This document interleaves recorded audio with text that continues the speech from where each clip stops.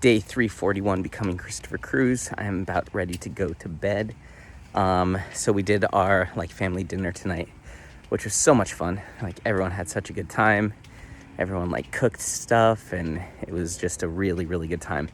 So there's one person that I live with who's just one of those people that is just a pain in the ass, always trying to get everyone to follow the rules and always trying to butt in and acts like he owns a place, but he doesn't. One of those people. Now, so he and I have had multiple confrontations, and because he's all Mr. Rules and do things my way and all of that, and I'm all Mr. Go fuck yourself with your rules. And so he and I clash and always have. And so we were all hanging out in the living room, talking, have a good time. And then I was gonna go with my friend. He wanted to go get ice cream, and so I was gonna go with him.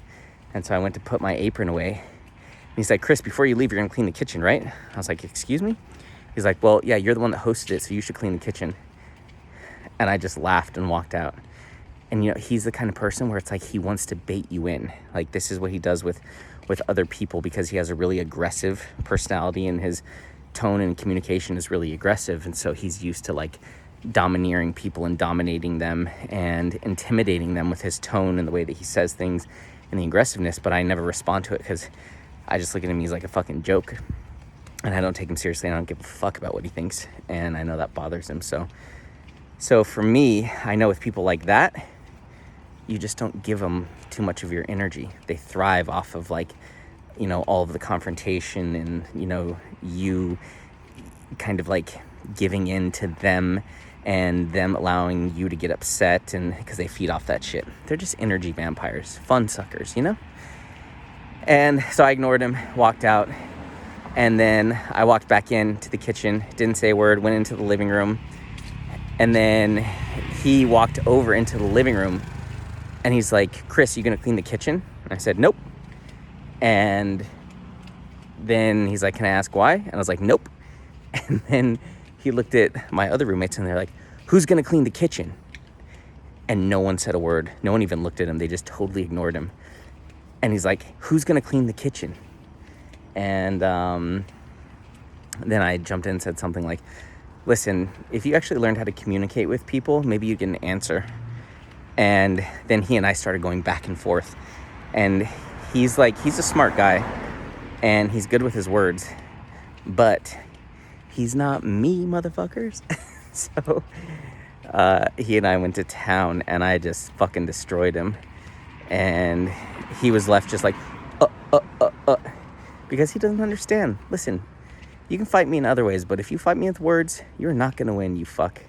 And especially because I don't have patience for people like you.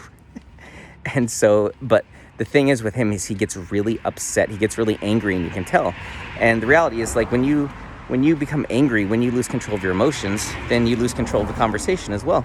And so it was just him getting upset, acting like a child, looking like a fool in front of everyone.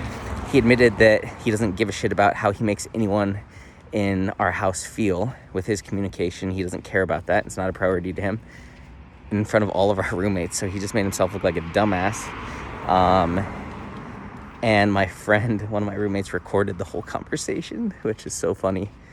But yeah, I just stood up for them and for myself and for everyone. And I just went to town on him because he just crosses the line too much. And I usually just let it go and let it go and let it go. But tonight I was like, all right, I just need to put him in his place because this is ridiculous. And it's just so unnecessary. He's just such a fun sucker.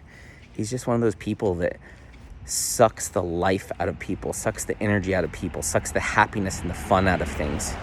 And so, but it was a good experience for me because it showed me how willing I am to fight for what's right and fight for what I believe in and stand up to people that most people are intimidated by. Because most people are very intimidated by him. because of his just aggression and his tone. Not that he's like an intimidating person. It's just that he communicates from a place of aggression. And so that shuts people down very quickly and usually makes them fearful. And he's kind of a bully, but not really a bully. But when he communicates like that, it's very bully communication. And so I just had to shut it down. So he's very aware, like, listen, that shit's not gonna work. And now he just made himself look like a damn fool in front of everyone else. So he'll have to figure that out and deal with that. But it just, it made me see, like, I'm gonna stand up for what I believe in, and I'm gonna stand up for people, and I'm gonna stand up for myself, and I'm not gonna be walked all over or pushed around or anything like that, because fuck that. Because fuck that. So he stood there at the end of the conversation, and he just kept wanting to ask me. He just kept asking me. He's like, I'm just curious. I just want to know, what makes you think you don't have to follow the rules? What makes you think you don't have to follow the rules? I was like, don't worry about it. He's like, no, I just really want to know. I was like, you don't need to know. He's like, yeah, but I just really want to know. I'm just curious. I'm like, okay, great. Be curious the rest of your life. It's all good. I don't need to answer anything to you. And with people like that, they get power by keeping you stuck and roped into the argument and the conversation. Like that's how they drain the life out of you, is they just keep poking and prodding, and just they try to throw you off your emotional like balance, because that's what they thrive off of. And those are sick fucking people. Those are like narcissistic people. And luckily I know enough about communication to be able to recognize that stuff and that kind of pattern where it's like, no, I'm not going to play into your bullshit manipulative tactics. Go fuck yourself. Because they want you to answer their question. And for those kind of people, the absolute worst thing that you can do for them that strips them of their power is you don't play into their game. You don't give them an answer. So it was very interesting. And then when he left, everyone was like, oh shit, holy fuck. They're like, damn, you fucking told him. You look like such an idiot. So that was funny.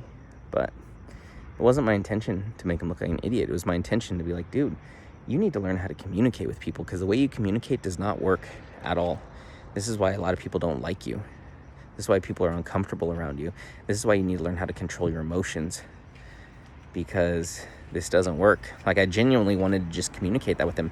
And the thing is, he was getting aggressive and I was just calm. And like one of the girls who was sitting on the couch, she was like, how did you stay calm that whole time? Like, how did you not freak out? And I was like, you just don't give your power to people like that. They're soul suckers. They're like freaking leeches. They'll suck the life out of you if you allow them. So you have to keep your calm.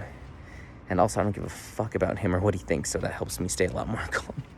But it was a good experience for me, because it's like, I'm going to stand up for what I believe in, and I'm going to stand up to people like that over and over and over again, because people like that, there's not a lot of substance there. They're just used to power and intimidation and domination.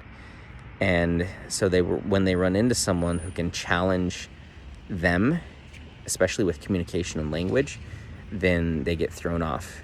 And at the end, he was just standing there like silent, just looking at people. And he knew like it was over. Like, walk away with your tail between your legs, you fuck, because you're an asshole, and move on with your life. So, and then we cleaned the kitchen anyway. We were going to clean the kitchen. We just weren't going to do it on his schedule. And that's the thing. He lives in co-living, but he thinks he owns the place. Whoop. And so that is where he's got to wake up and realize, you live with 70 other people, homie. We don't follow your rules. It's not the way it works. So, anyway, that was fun. But it's interesting because for me, I got to see like how much more confident I am and how much more bold and courageous and just like in my power and in my confidence I am. Like, I'm so much more confident than I was like 2 months ago. Like, it's crazy how much more confident. Like, going to the gym and taking care of myself and working on my business, doing all this stuff has just created so much confidence.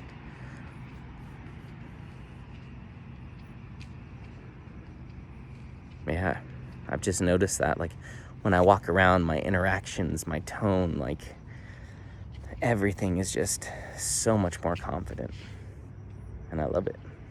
So, yeah, but fuck guys like that, because those are the exact kind of people that are making the world the way it is. And so I think the universe put him in my life as a nice little test. So I'm grateful for him. I love him, and fuck him. Just kidding. Kind of. All right, I'm tired. Bedtime.